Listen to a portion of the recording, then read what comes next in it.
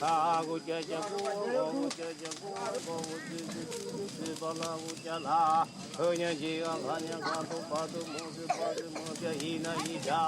rituals are a chant against extinction. Nationless, homeless, stranded in the heart of the Golden Triangle, the Aka people are trapped between Burma, Laos and Thailand and unwanted by any of them. They have nothing except themselves. No country, no land, no government, defying extinction only through their children. So for the Aka, fertility is everything. The men chant for it, the women swing for it. Still, even now, even after Paul Lewis, the American missionary who brought them Christianity, and with it also the antithesis of fertility, a promise of salvation not through children, but through their opposite. Now, after Paul Lewis, many of the Aka women who pray the wooden phallus will point at them, will bless them with children, have been sterilised. It's a matter of cutting two little cords. That's all. I mean, you're going to have less Aka people if you sterilize a lot of Aka women. That's the point. What was God's interpretation of the sterilisation? Oh, I think that God was thrilled if these women could sleep with their husbands and not be worried. Yeah, wow. Oh, I wouldn't have done it if I thought there was some divine reason why it shouldn't be done. But as far as I can tell, definitely it should be done. The Baptist Church of the Golden Triangle. Its founder, Paul Lewis, first visited Burma in 1947, then crossed the border, evangelizing hill tribes in Thailand, the first white man the Aka had ever seen, speaking their language, winning their faith and trust utterly, who, knowing neither a Christian God nor white people, believed Paul Lewis to be both. Through time you have this trust. In a way, it's almost frightening.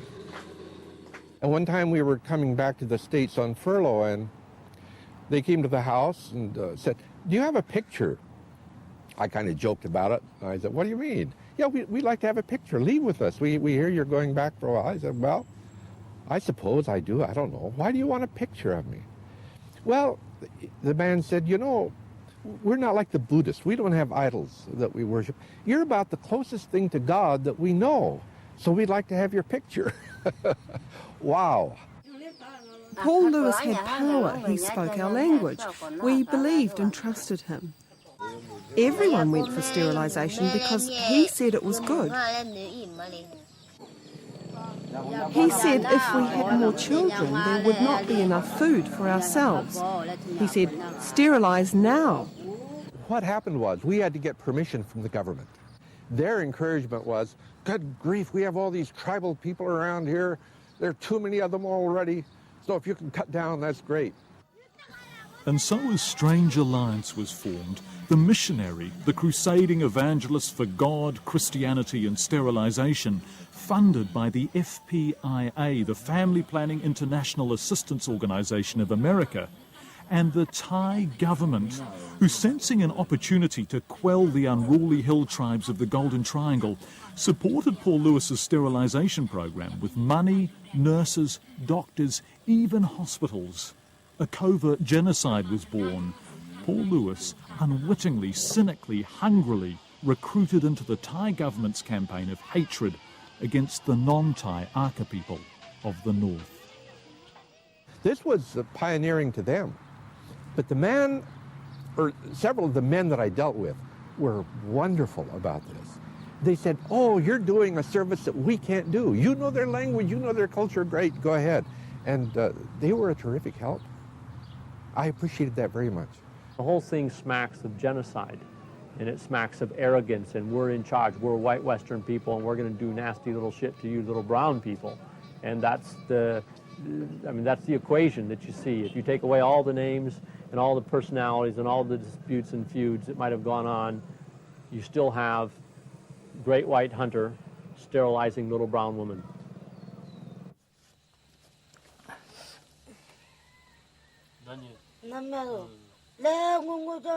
Matt McDaniel is an American aid worker who lived among the Aka.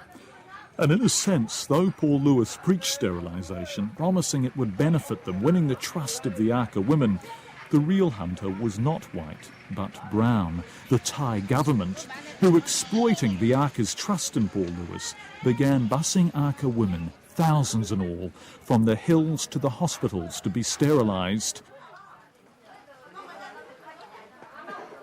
The Aka, with a natural infant mortality rate of 50%, were now being sterilised towards extinction.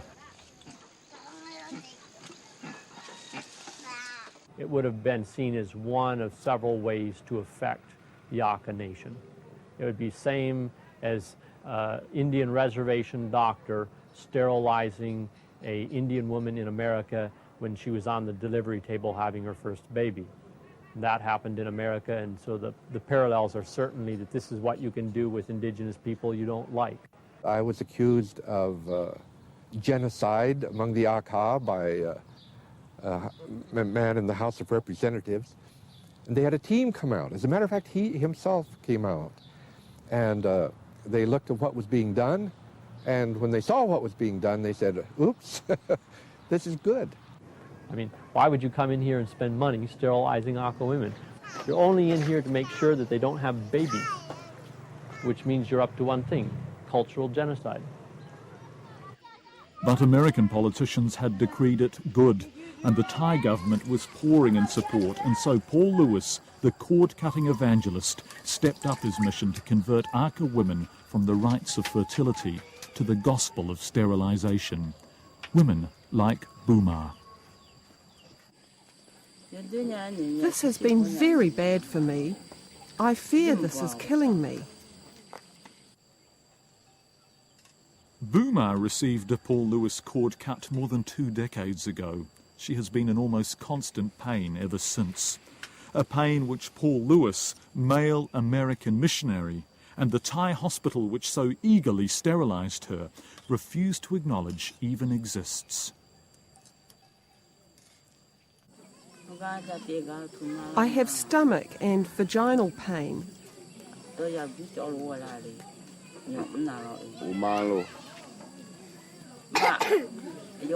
I cannot work because of the pain. It's like having needles inside me. A lot of that may be psychosomatic. I've taken some women like that into the hospital, and they're thoroughly examined. What happens is that it is just a tiny cord that is cut, and there are no nerve endings there. So that when it is cut, they don't even know it, or burned. They don't feel it. Since I've been sterilised, my periods have been very, very heavy. I've lost a lot of weight and become sick. I cannot eat very much. I cannot work hard. My life has changed a lot. I have pains in my back and in my stomach. I think if they're complaining of pain, it might be that psychosomatic. They want sympathy. I don't know. No, the women aren't making these symptoms up. If a woman says she has pain in her tummy or pain in her vagina, that's what she's experiencing. Professor Gillian Turner has pioneered studies in the link between physical pain and psychological trauma. That's where the link may not be a literal link. It may be a link via her feelings, via her mind. And that's the real link. So it's a sterilisation that is linking that way, but it isn't the actual physical procedure that's been done that's necessarily or probably causing the pain. The pain Buma now dulls by smoking opium. And she is not alone. There are hundreds of Aka women who, trusting Paul Lewis, went to ever-welcoming Thai hospitals to be sterilised and have spent their lives ever since in pain and regret. One of the things that has to be remembered is that women can experience pain and discomfort, and unhappiness following operations that they subsequently regret.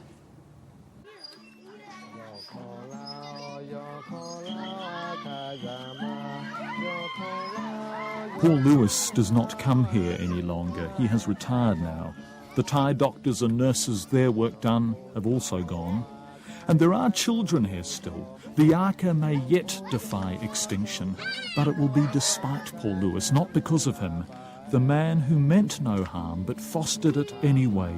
The smiling, much-loved missionary who unwittingly helped the Thai government commit a cord-cutting genocide.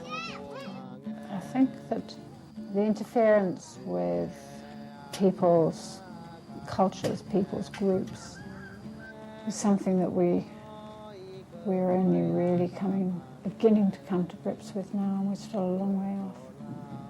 And if you look back in history, you think of all the cultures that have been destroyed.